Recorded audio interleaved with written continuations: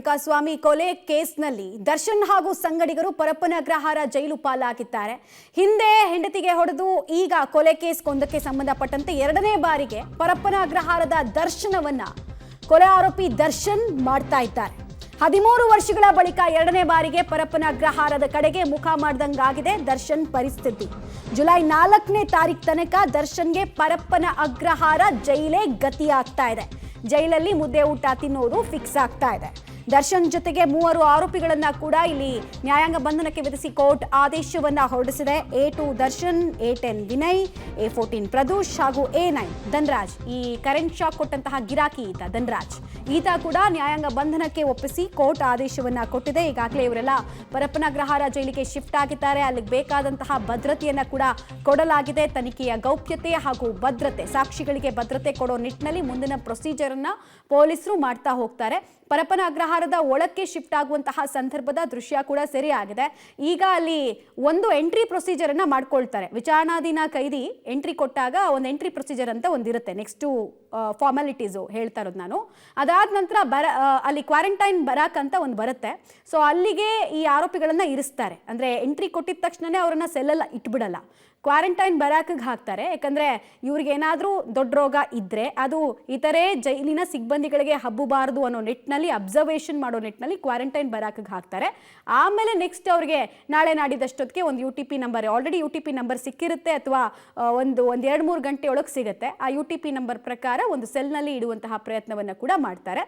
ಈಗ ಸಿಗ್ತಾ ಇರುವಂತಹ ಮಾಹಿತಿ ಪ್ರಕಾರ ರೈಟ್ ಡೀಟೇಲ್ಸ್ ಕೊಡ್ತಾರೆ. ನೇರ ಸಂಪರ್ಕದಲ್ಲಿ ಜಾಯಿನ್ ಆಗ್ತಾ ಇದ್ದಾರೆ ಮುರಳಿ. ಈಗ ಎಂಟ್ರಿ ಪ್ರೊಸೀಜರ್ ಆದ ತಕ್ಷಣ, if I am not wrong, quarantine ಬರಾಕಿಗೆ ಇವ್ರನ್ನ ಇರಿಸ್ತಾರಾ? ನಂತರ ಮುಂದಿನ ಪ್ರೊಸೀಜರ್ ಜೈಲ್ ಒಳಗೆ ಯಾವ ರೀತಿ ಇರುತ್ತೆ, ಏನೇನು ಡೀಟೇಲ್ಸ್ ಕೊಡ್ತೀರಿ? ಮಮತಾ, ಏನಂದ್ರೆ ಎಂಟ್ರಿಯ ಪ್ರೊಸೀಜರ್ಗಳೇನಿತ್ತು ಆ ಪ್ರೊಸೀಜರ್ಗಳನ್ನು ಮಾಡ್ಕೊಳ್ತಾರೆ. ಯಾಕೆಂದರೆ ಒಂದಷ್ಟು ವಿಚಾರಣಾಧೀನ ಕೈದಿಗಳು ಬಂದಾಗ ಯಾವ್ಯಾವ ಪ್ರಕ್ರಿಯೆಗಳಿರುತ್ತೆ ಆ ಪ್ರಕ್ರಿಯೆಗಳನ್ನು ಮಾಡ್ಕೊಳ್ಳುವಂಥದ್ದು. ಅದಾದ ನಂತರ UTP ನಂಬರನ್ನು ಕೊಡ್ತಾರೆ. ಅಂದರೆ ವಿಚಾರಣಾಧೀನ ಕೈದಿ ನಂಬರ್ ಅಂತೇಳಿ ಕೊಡುವಂಥದ್ದು. ಈಗಾಗಲೇ ದರ್ಶನ್ ಅವ್ರಿಗೂ ಕೂಡ ವಿಚಾರಣಾಧೀನ ಕೈದಿ ನಂಬರನ್ನು ಕೊಟ್ಟಿದ್ದಾರೆ, 6109 ಅಂತೇಳಿ.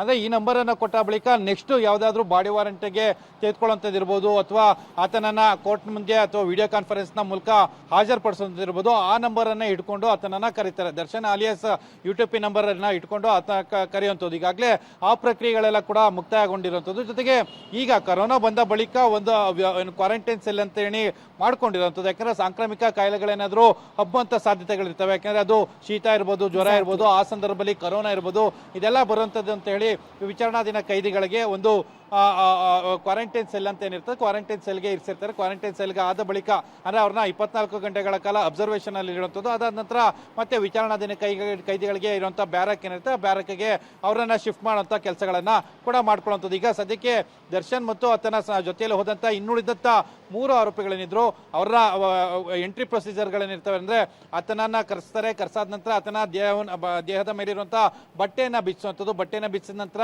ಆತನ ಮೈ ಮೇಲೆ ಇರುವಂಥ ಮಾರ್ಕ್ಗಳೇನಿರುತ್ತೆ ಮಾರ್ಕ್ಗಳನ್ನೆಲ್ಲ ಕೂಡ ರೆಕಾರ್ಡ್ ಅಲ್ಲಿ ತೆಗೆದುಕೊಳ್ತಾರೆ. ಯಾಕಂದ್ರೆ ಆತನ ಭುಜದ ಮೇಲೆ ಯಾವ್ದಾದ್ರು ಟ್ಯಾಟೋ ಇರ್ಬೋದು ಅಥವಾ ಭುಜದ ಮೇಲೆ ಯಾವ್ದಾದ್ರು ಗಾಯ ಆಗಿರುವಂತ ಗುರುತಿರ್ಬೋದು, ಅದನ್ನೆಲ್ಲ ಕೂಡ ರಿಜಿಸ್ಟರ್ ಅನ್ನ ಮಾಡ್ಕೊಳ್ತಾರೆ. ಅದಾದ ನಂತರ ಆತನ ಮುಖಚರ್ಯನ್ನ ಹೋಲುವಂತ ಅಂದ್ರೆ ಸುತ್ತಳತೆ ಅಂದ್ರೆ ಫ್ರಂಟ್ ಇರ್ಬೋದು, ಸೈಡ್ ಇರ್ಬೋದು, ಮತ್ತೆ ಬ್ಯಾಕ್ ಇಂದ ತೆಗೆಯುವಂತ ಫೋಟೋಗಳು, ಎಲ್ಲಾ ಫೋಟೋಗಳನ್ನು ಕೂಡ ತೆಗೆದುಕೊಳ್ಳುವಂಥದ್ದು. ಅದಾದ ನಂತರ UTP ನಂಬರ್ ಅನ್ನ ಕೊಡ್ತಾರೆ. ಅದಾದ ನಂತರ ಅವರನ್ನ ಕ್ವಾರಂಟೈನ್ ಸೆಲ್ಗೆ ಕಳಿಸ್ಕೊಳ್ಳುವಂಥದ್ದು. ಈ ಪ್ರಕ್ರಿಯೆಗಳೆಲ್ಲ ಈಗಾಗಲೇ ಮುಕ್ತಾಯಗೊಂಡಿದೆ. ಕ್ವಾರಂಟೈನ್ ಸೆಲ್ನಲ್ಲಿ ದರ್ಶನ್ ಮತ್ತು ಆತನ ಜೊತೆಯಲ್ಲಿ ಉಳಿದಂತ 3 ಆರೋಪಿಗಳೇನಿದ್ರು ಅವರೆಲ್ಲರೂ ಕೂಡ ಈಗ ಕ್ವಾರಂಟೈನ್ ಸೆಲ್ಗೆ ಸೇರ್ಕೊಂಡಿರುವಂಥದ್ದು. ಮಮತಾ, ಇಲ್ಲಿ ಬಹಳ ಇಂಪಾರ್ಟೆಂಟ್ ಆಗಿ ನಾವು ಗಮನಿಸ್ತಾ ಇದ್ವಿ ರಿಮ್ಯಾಂಡ್ ಅಪ್ಲಿಕೇಶನ್ ಕೂಡ ಮುರಳಿ.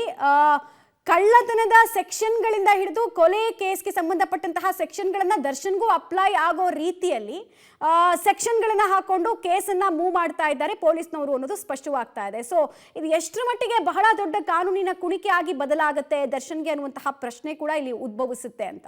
ಖಂಡಿತ ಮಮತಾ, ಯಾಕೆಂದ್ರೆ ಪ್ರಮುಖವಾಗಿ 364 ಅಂದ್ರೆ ಆತನನ್ನ ಕಿಡ್ನಾಪ್ ಮಾಡಿದ ಹಿಡಿದು ಆತನನ್ನ ಹತ್ಯೆ ಮಾಡುವಂಥದ್ದು, ಹತ್ಯೆ ಆದ ನಂತರ ಸಾಕ್ಷಿ ನಾಶ ಮಾಡುವಂಥದ್ದು, ಜೊತೆಗೆ ಗುಂಪನ್ನ ಸೇರ್ಕೊಳ್ಳುವಂಥದ್ದು, ಈ ಎಲ್ಲ ಪ್ರಚೋದನೆ ಕೊಡುವಂಥದ್ದು, ಈ ಎಲ್ಲ ಸೆಕ್ಷನ್ಗಳು ಕೂಡ ಅಂದ್ರೆ ಬರೋಬ್ಬರಿ 8 ಸೆಕ್ಷನ್ಗಳನ್ನ ಈ ಪ್ರಕರಣದಲ್ಲಿ ಆಡ್ ಆನ್ ಮಾಡಿರುವಂಥದ್ದು. ಆಡ್ ಆನ್ ಮಾಡಿ ಅಂದ್ರೆ ಆ ಸಂದರ್ಭದಲ್ಲಿ ಒಂದು ಅನ್ನೋನ್ ಬಾಡಿ ಸಿಕ್ಕಿರುತ್ತೆ. ಅನ್ನೋನ್ ಬಾಡಿ ಸಿಕ್ಕದ ಬಳಿಕ ಅದನ್ನ ಕೊಲೆ ಪ್ರಕರಣ ಅಂತೇಳಿ ದಾಖಲನ್ನ ಮಾಡ್ಕೊಳ್ತಾರೆ. ಕೊಲೆ ಪ್ರಕರಣ ಅಂತ ದಾಖಲು ಮಾಡ್ಕೊಂಡ ನಂತರ ಇನ್ನುಳಿದ ಆರೋಪಿಗಳೆಲ್ಲ ಕೂಡ ಈ ಪ್ರಕರಣದಲ್ಲಿ ಸಿಲುಕ್ತಾ ಹೋಗ್ತಾರೆ. ಆ ಸಂದರ್ಭದಲ್ಲಿ ಅವರವರು ಮಾಡಿರುವಂತ ಕೃತ್ಯದಲ್ಲಿ ಅಂದ್ರೆ 17 ಜನ ಆರೋಪಿಗಳಿದ್ದಾರೆ. 17 ಜನ ಆರೋಪಿಗಳಲ್ಲಿ ಒಂದಷ್ಟು ಜನ ಏನಾದ್ರೆ ಕಿಡ್ನಾಪ್ ಅನ್ನ ಮಾಡಿರುವಂಥದ್ದು, ಅದಾದ ನಂತರ ಒಂದಷ್ಟು ಜನ ಹತ್ಯೆಯನ್ನ ಮಾಡಿರುವಂಥದ್ದು, ಅದಾದ ಬಳಿಕ ಹತ್ಯಾದ ಬಳಿಕ ಸಾಕ್ಷ್ಯನಾಶವನ್ನ ಮಾಡಿರುವಂಥದ್ದು, ಅನ್ಲಾಫುಲ್ ಅಸೆಂಬ್ಲಿ ಅಂದ್ರೆ ಒಂದು ಗುಂಪನ್ನ ಕಾನೂನು ಬಾಹಿರವಾಗಿ ಗುಂಪನ್ನ ಸೇರ್ಕೊಂಡು ದೊಂಬಿಯನ್ನ ಮಾಡಿರುವಂಥದ್ದು. ಇದೆಲ್ಲ ಸೆಕ್ಷನ್ಗಳನ್ನು ಕೂಡ ಅಲ್ಲಿ ಉಲ್ಲೇಖವನ್ನ ಮಾಡ್ತಾ ಹೋಗ್ತಾರೆ. ಅಂದ್ರೆ ದರ್ಶನ್ ಇರ್ಬೋದು, ದರ್ಶನ್ ಗ್ಯಾಂಗ್ ಇರ್ಬೋದು, ಅವ್ರೆಲ್ಲರಿಗೂ ಕೂಡ ಈ ಸೆಕ್ಷನ್ಗಳು ಅಪ್ಲೈ ಆಗ್ತಾ ಹೋಗ್ತದೆ.